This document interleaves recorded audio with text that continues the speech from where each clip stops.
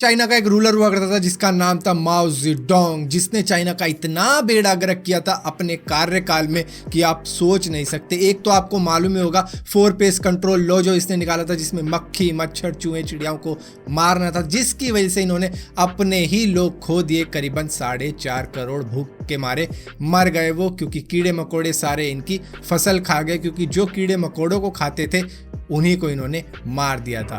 तो फिलहाल के लिए माओ जेडोंग के और भी कई सारे काम हम जानने वाले हैं जो उसने अपने कार्यकाल में किए थे। बेसिकली बेड़ा गर्क ही किया था, वो हम जानने वाले हैं कि क्या क्या बेड़ा गर्क करके गया था। मेरा नाम है बाहर शर्मा, आप देख रहे हो देखो इसको। आशा करता हूँ आज का दिन आपको बहुत अच्छा बीत रहा होगा।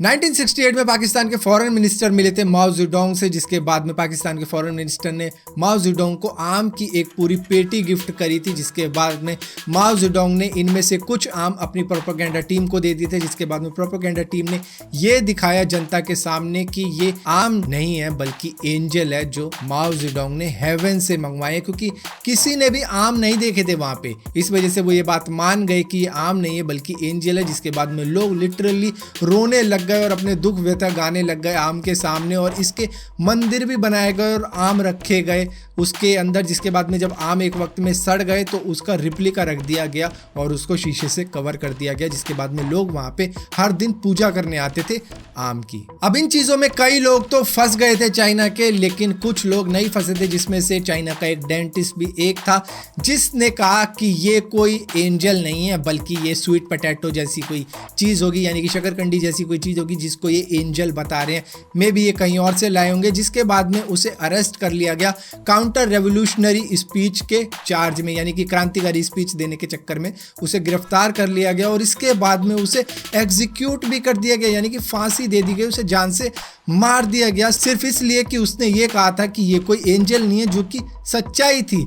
जिसके बाद में दूसरे लोगों ने भी आवाज नहीं उठाई आम के खिलाफ जरा सी भी। माओ जेडोंग के कार्यकाल के दौरान ही 1-2 खबरें आई थी कि जिसमें टाइगर ने इंसान पर अटैक कर दिया, जिसके बाद में इसने नया ऑर्डर पास कर दिया अपने खुराफाती दिमाग से कि वुल्फ, लेपर्ड, टाइगर ये सभी दुश्मन है इंसानियत के। इंसानियत का तो मैं ही खुदा हूं, इन सभी जानवरों को मार दो। जिसके बाद में इसका ये ऑर्डर माना गया और सारे लोग पीछे पड़ गए वुल्फ, लेपर्ड और टाइगर के, जिसके बाद में ऑलमोस्ट इन्होंने इनको विलुप्त ही कर दिया था चाइना से।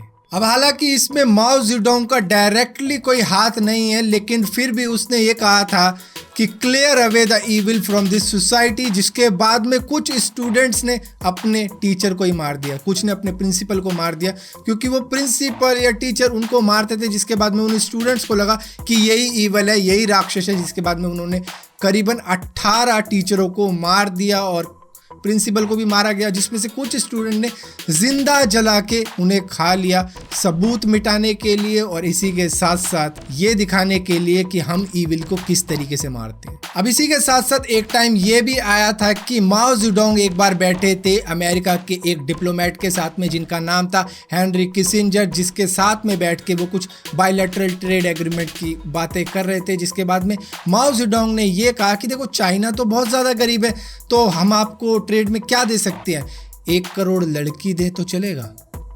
जिसके बाद में उन्हीं की पार्टी के एक आदमी ने कहा कि ओ ज्यादा मत बोल, ये बात कहीं बाहर निकल गई ना तो चाइना के अंदर हड़कंप मच जाएगा। जिसके बाद में चाइना के अंदर इस बात को दबाया गया, लेकिन अमेरिका में ये बात फैल गई। यहां तक कि माओ जेडोंग ने एक ऐसा फैसला भी ले लिया था कि आप भी सोचोगे क्या दिमाग था इसके अंदर। इसने कहा था कि गवर्नमेंट के जितने भी प्रोजेक्ट होंगे उसके लिए बिल्डिंग मटेरियल के लिए हमें ज़्यादा पैसा खर्च करने की जरूरत नहीं है, क्योंकि हमारे पूर्वज बना गए हमारे लिए ग्रेट वॉल ऑफ चाइना, उसकी ईंटें निकाल लो जाओ।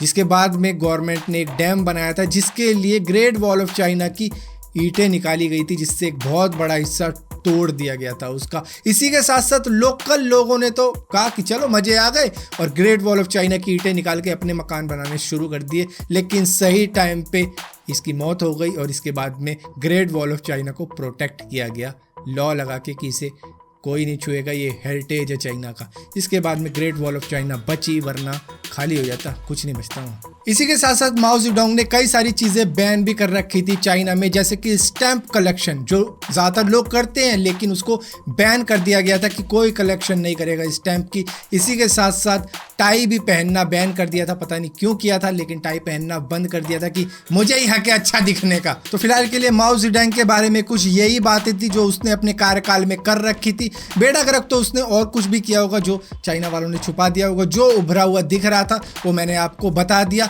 अब अगला सोचने भी बैठता था तो लोग कांपते थे कि ये साला अब क्या सोचने बैठ गया, तो वो क्या सोच ना, थोड़ी सी तबीयत खराब हो गई थी। और इसी के साथ साथ जब ये मरा होगा तो कब्र में से इसका इमेजिन करो हाथ निकला होगा, मुझे एक आइडिया आया, लोगों ने ऊपर से ही हाथ काट दिया होगा, हटा साले।